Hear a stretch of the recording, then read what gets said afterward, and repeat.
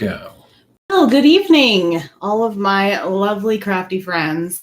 So here we are at another Sew Stream. I'm Tara, and we have Lawrence at the helm. Hello.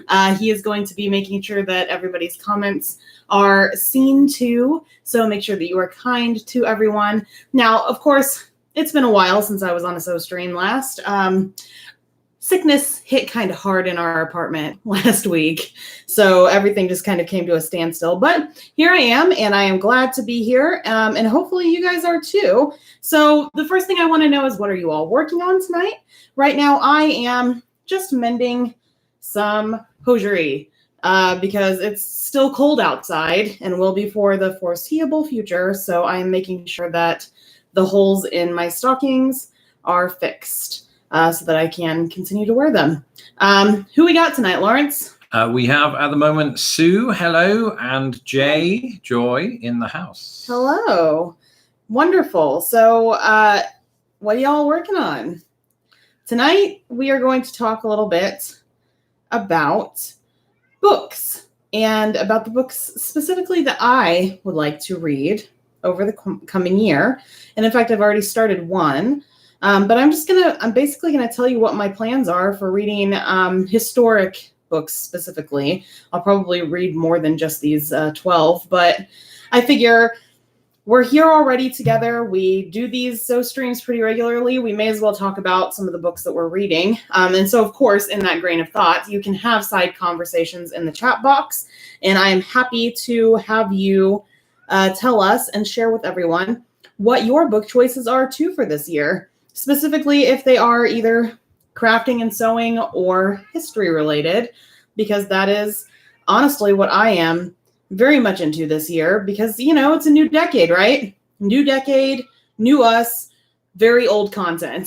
So let's talk about the books that I'm going to be reading, starting with the one that I've already started for January, and that is Testament of Youth. Testament of Youth is a memoir that was written by Vera Brittain. And it was of her time as a World War I nurse. And I should tell you right now, before we go any further with this, that all of these books in some way have to do either with costume or fashion history, or they just have to do with a history of women's experiences from about the time of the Edwardian period into the 1920s and just past the 1920s in one specific instance. So that's what I'm focusing on reading this year.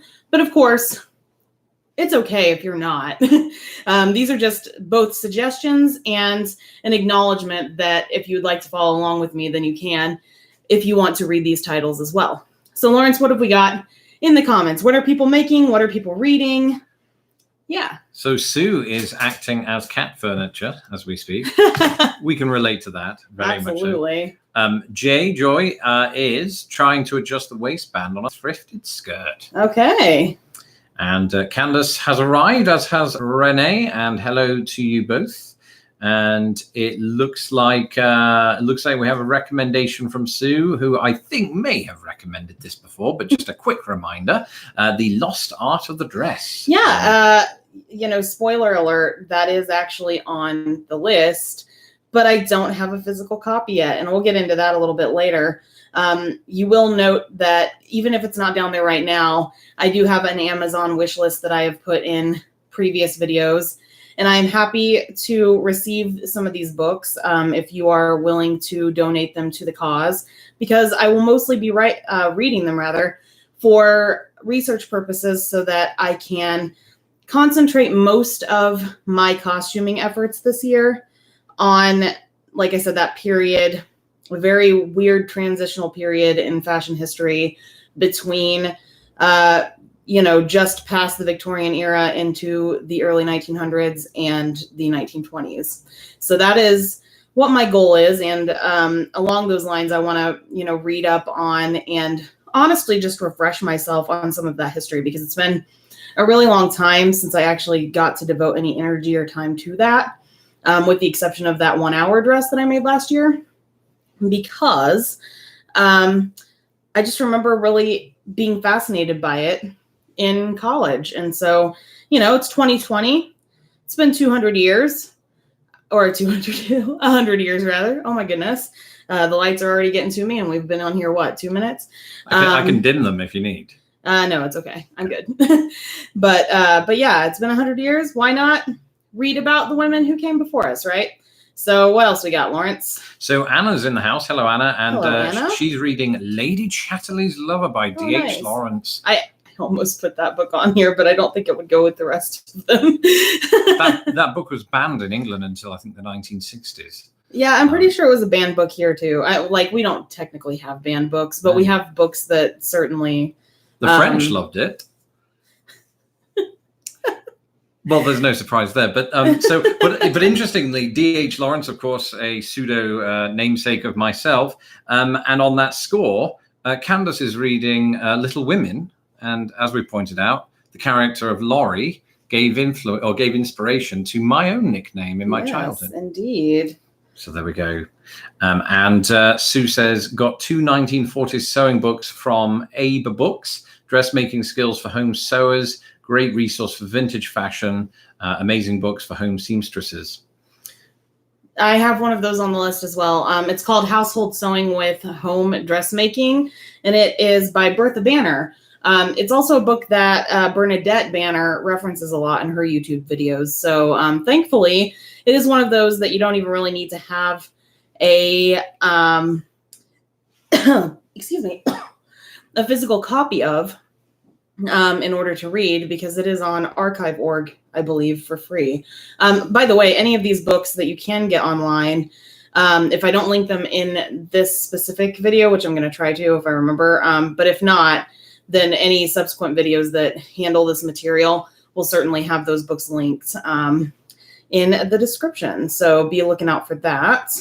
What else we got, Lawrence? So Sue asks, how do we find your Amazon list? Yeah, so right now it's not, I don't know, is it in my description? I don't think it is. I don't think I fixed that yet. But in the previous video, it is definitely in that description. And I'm going to put it in this description after the video too, if it's not already there. But it's always in the description. You can just literally click there. And I think I've not had anything from it yet, but I think the way it's supposed to work is, and this is the reason why it's really important for us, because again, we can't have a PO box here. It just wouldn't work out very well.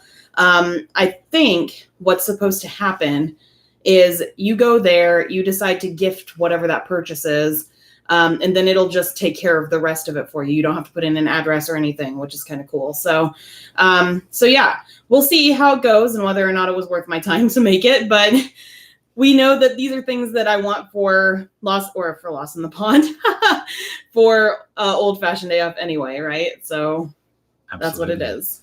So Hillary is reading the Spoon River Anthology by Edgar Lee Masters. You'll have to tell me more about that, because I've heard of the title, but I don't know anything about that book. And Jay Joy says that Out of Africa is a good memoir. I know Out of Africa. It's a very good book starring Meryl Streep, I believe. Starring Meryl Streep. That's the film version. Yes, as I recall. And we got Mandy in the house, who says hello from Albuquerque. Howdy. Albuquerque, New Mexico. How fun. So, you know now that I'm going to read Testament of Youth and Household Sewing with Home Dressmaking and The Dress Doctors. But I'll go ahead and share a couple more of these with you.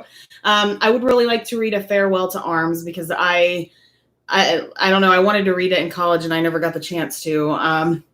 And I also would like to, and I believe that A Farewell to Arms is actually fiction.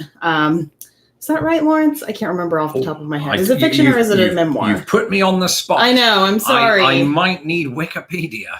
Let me go grab my phone. And I'll get back to you on that. In the meantime, one that is definitely nonfiction that I'm going to read is Chin Straps, Nose Molds, and Corsets, which really goes more into the Victorian era, I suspect. But in the description, the book talks about how it is, I guess, like a history of fashion through the Victorian era into the 1930s. So theoretically, it covers all of the time periods that I would like to really dive deep and research into in the next year. So that's one that I'm really looking forward to reading, because I love a good nonfiction book that is specifically geared toward women's history and fashion. That is seriously, like, if I have any choice in the matter over what I read, that's always what I pick every single time. So those are my favorite kinds of books.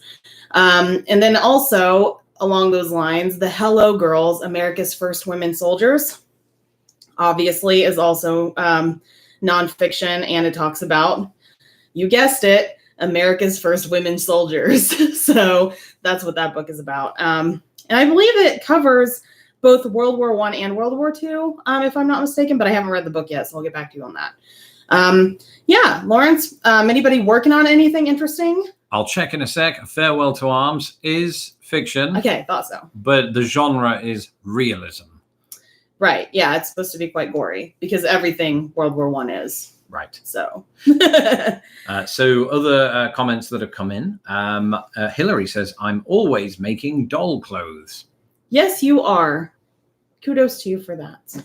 And Renee, Renee asks Hillary a question, and Hillary confirms A Farewell to Arms is fiction, but very real. Well, there we go. That's exactly what I found. Literally what was just said by you, Lawrence. Interesting. And we have Stephen on the line. On the line? Do we say on the line? On the call? No, it always reminds me of Frasier when you say that. Well, different accent, I suppose. It will always remind me of Frasier every single time. Yeah. Yeah. So hi, Stephen. And then Jay Joy says the memoirs of Julia Grant, who is, of course, Ulysses's wife. Sounds really interesting. I'd be interested to read that based on some of the stories we were told in St. Louis. Yeah, I agree with that. But unfortunately, it's not quite the time period I'm looking for this time around. Maybe next year. I don't know. Maybe she lived. Thinking about going backwards in time. But we'll see. Back in Time for Dinner. That would be a great title. It's already taken by the BBC. But it is one of the best shows ever. So if you ever come across it, I know a lot of us here are American or at least live in the US. There's apparently a Canadian version. Did you know that? I did not. So we'll have to maybe watch that. But it's a great show. You should watch it. Yeah. So Votes for Women, A Portrait of Persistence, also nonfiction. I told you that's my go-to. I usually get to the good nonfiction stuff with a little bit of fiction and a little bit of primary resource in there. And speaking of primary resources, A History of Women's Suffrage, Volume 1. I don't think I'm going to get to Volumes 2 or 3 yet, but you'll get an extra vote on the giveaway, which is actually happening at the next video. That's right. We have arrived, friends. And I have not done the drawing yet, but I'm doing it first thing tomorrow morning for the giveaway for what is in the tin that is a surprise for you, that is not biscuits. Even I don't know what's in the tin. Yes. So you'll get an extra vote if, of course, you already have to get your first vote by going to Old Fashioned AF and, joining the mailing list and all of that. But once you've done that, if you want a second vote, then who wrote A History of Women's Suffrage? Go ahead and tell me in the box over there. Okay. And then I will look back and I'll see who gets extra votes after this. And some good questions have come in. Stephen asks if you'd be interested in doing anything from ancient history. Oh my goodness. I'm so glad you asked that, because I actually was just thinking about that this morning. There is a book. Lawrence, maybe you can grab it. It's right behind you, I think, inside the cabinet there. There is a book that was gifted to me when I didn't even have a channel yet, and Lawrence was still just on YouTube on his own. And before I was really even technically working for him. So this is really cool. It was like my first gift from one of you guys ever. And it's a cookbook from the British Museum. And hopefully Lawrence will find it really quickly because I want to show it to you. Because I really want to do a series on cooking through this book, because I think it would be really, really interesting. I'm struggling. Can you find it? It's smaller than the other ones, and it's also paperback. That, I think, is it. I found it. So yeah, it's the British Museum cookbook. And what makes this book really special, besides the fact that it was a gift from you guys, what just happened? I kicked the tripod because I'm a fool. Oh my goodness. So anyway, yeah, it was a gift from one of you guys. But what makes it even more special is that it is literally a cookbook that starts at the beginning of time and works its way through time all the way up to Georgian England. So there are lots of different interesting recipes. And I think the way, it's been a little while since I looked at this, but I think the way that it is actually segmented is through like one dinner from that specific time period, or one, I don't know, just like group of dishes for a meal from that time period. So I really, really want to cook through this. And like I said, it starts, at the beginning of recorded history. So we're talking ancient Persia and classical Greece are the first two that you look into here. But I also want to do more than that. It's just that I think this would be a really good introductory thing into some ancient history. So yeah, thanks for that question. That's a really good one. Anything else? Yes, Anna asks, have you heard of a book called The Horrors of a Victorian Household? I have. I've also seen the adjoining TV series that I think was also BBC, wasn't it? Was it? It was either BBC or it was Channel 4, but either way, yeah. I believe that's on YouTube somewhere, even though it's probably not supposed to be. Oh, how dare you. You should look for that too. How dare you? Mandy says, and I can relate to this, I think you might be able to. I have a 1930s book of knowledge encyclopedia set. It's so dated that it's unintentionally funny and interesting. I love that. That's actually one of my favorite things about primary sources, if you want to call it that. I mean, obviously an encyclopedia is still an encyclopedia, no matter how you slice it. But it is, if you consider it this way, it is certainly a primary source from that time period. And it looks into, of course, or it helps us look into the mindset of people in the 1930s, which I find fascinating and hilarious all at once most of the time. Because it's really funny, I think, to consider how different, but also how similar sometimes the sensibilities are. Like there's a good mix of both, and it's always a surprise either way. So there's that. We have Shauna on the line. Hello, Shauna. And also Sue says, and this is amazing, I'm going to Williamsburg for sewing mid-19th century bodices. Amazing. Yeah. How amazing. We were talking about Williamsburg and going there, weren't we, the other day? Oh my goodness. So my next video, I'm not going to tell you what it's about yet because you'll have to watch it and find out.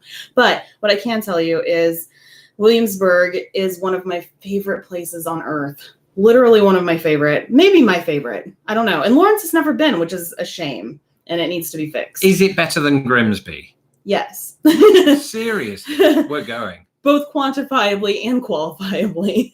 Amazing. So yeah, no, it's one of my favorite places on earth. And it's also, honestly, what made me realize that history was, what I wanted to focus on, both in minor, almost major, because I almost had a secondary major in history, but was 3 credits off when I graduated with my undergraduate degree. Yeah, I was lazy. I'm sorry, guys. And also, what got me into interpretation, really, because, my first visit to Williamsburg was when I was 12, and I went twice after that and just loved it every single time that I was there, and everything that I did there too. So yeah, Williamsburg, have a great time. That is amazing. I can't wait to hear stories from that. And hopefully we'll have some of our own to tell at some point, because I really do want Lawrence to go. I think that he would have a splendid time.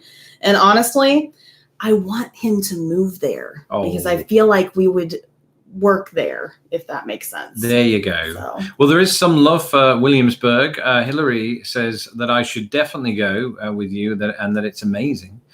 There's also love from Renee for your cookbook.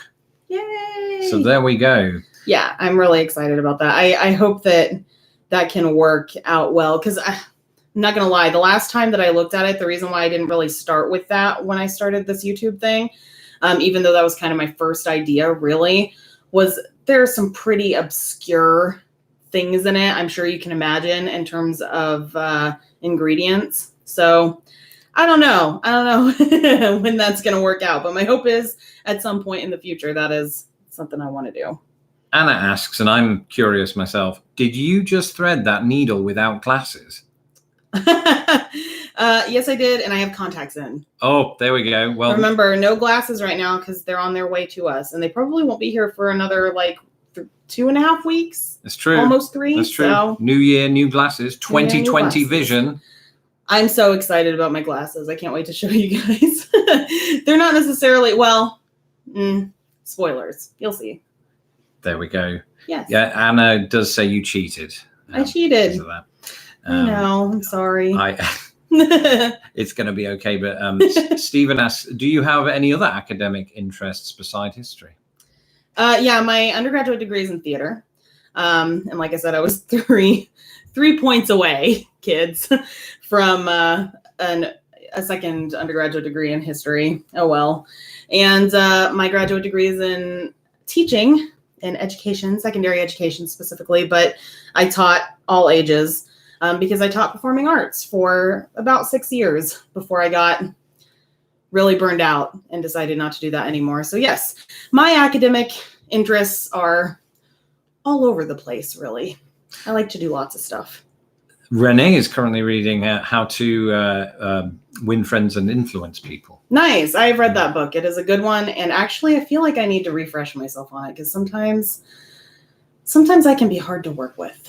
What do you think, Lawrence? Well, you convinced me. Clearly, you've read the book. And it worked. It worked. But yeah, good choice. That is a really good one. And actually, that's from the time period that we're focusing on this year. So I recommend that to any of you guys who want to read in the early 20th century. So there we are. Although actually, he may have written it later in life. I don't know. It was Dale Carnegie, right? Yeah. I'm just going to confirm that for me in the chat box, friends, because I'm pretty certain. I always get it confused with How to Lose Friends and Alienate People. the film. Thing. Yeah. Was that a book? That was a memoir, wasn't it? Before it was a film? I only knew it as a film, but I don't remember. Jay Joy says a 1920s children's health textbook had a chapter on remembering to eat enough so you don't get too thin. It also had good advice about how to collect and purify rainwater for drinking. Oh, wow. That's amazing. I would actually like to learn that because, I mean, let's be real. We have snow here for a third of the year. So it makes sense to purify it and drink it. There's a bit of love from Mandy Story for my 2020 vision joke. Underrated. He's told me that joke 4 times over the last 48 hours. You've got to pretend like it's fresh material. I used to be interested in it. I laughed the first time. Hey, there's a whole nother 11 months of this year yet. Oh, no. So, but thankfully, only 2.5 weeks until I get my glasses. It was indeed Dale Carnegie. You are on a roll. But when in his life was it written is my question. During, I believe. During? Yes. I'll look that up in a minute. Wow. I'm having to triple task here. I'm reading comments, talking to you with your sock puppet, and also trying to work out when he wrote a book. So, Dale, when did you write? Google, when did Dale Carnegie write?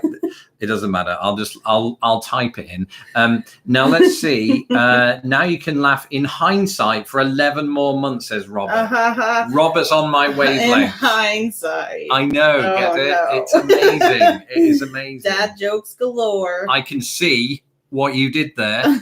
Goodness. This is brilliant. Y'all need to follow Lawrence on Twitter. That's where all this stuff usually takes place. Yes. I am on Twitter. That is I. I got it. Yes, I'm sure they did too. I'll stop now. You didn't even, you know what's really impressive about that one though? Yeah. We didn't need to see your face. That's true. So good job. That's true. Good inflection. Yeah. Okay. Good. I'm feeling a little Fry and Laurie right now. A little, well, I'm Laurie. Yeah. That would make you Stephen Fry. I'm Stephen Fry. This is an extraordinary turnout for the books. What's happening? in female form. Cool. So yeah, I hope that somebody's gotten who wrote A History of Women's Suffrage volumes 1, 2, and 3. But like I said, I'm going to check for that later. And let's see, what haven't I mentioned yet? So I'm going to read Crooked Pieces by Sarah Graysbrook. This is a lesser known one, but I believe it is also fiction. And in fact, I believe it's young adult fiction.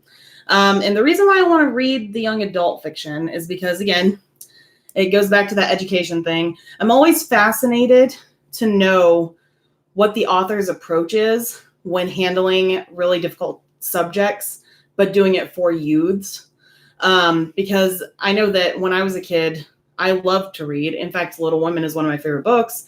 And I've reread it a couple times now in my life, and I've gotten different things out of it both times. So 3 times, in fact, but the most recent was actually very recent. And I got a whole different perspective on it. But either way, I'm digressing. So let me go back to what I was talking about. This one is fascinating to me because it is about World War I, or about, no, this one's women's suffrage, actually. This is a women's suffrage book that's taken from the point of view of a young girl who I believe goes to England or is influenced by a suffragette, something like that. It's been a couple weeks since I read the description, but I just want to see, how they depict people and what, again, the influence is, and what they decide to take in terms of perspective for the young folks who the audience actually is for. So that's why I'm reading that one. Because I'm always really interested on what the goal is. So, Lawrence? It was 1936. Oh, so just past what I was. Yeah. Okay, good. So not as late as I thought it might have been. Indeed. And Piper's Fun says, this is interesting. I became burned out being a nanny. I was one for almost 12 years. In weird fact, every home I lived in as a nanny was haunted.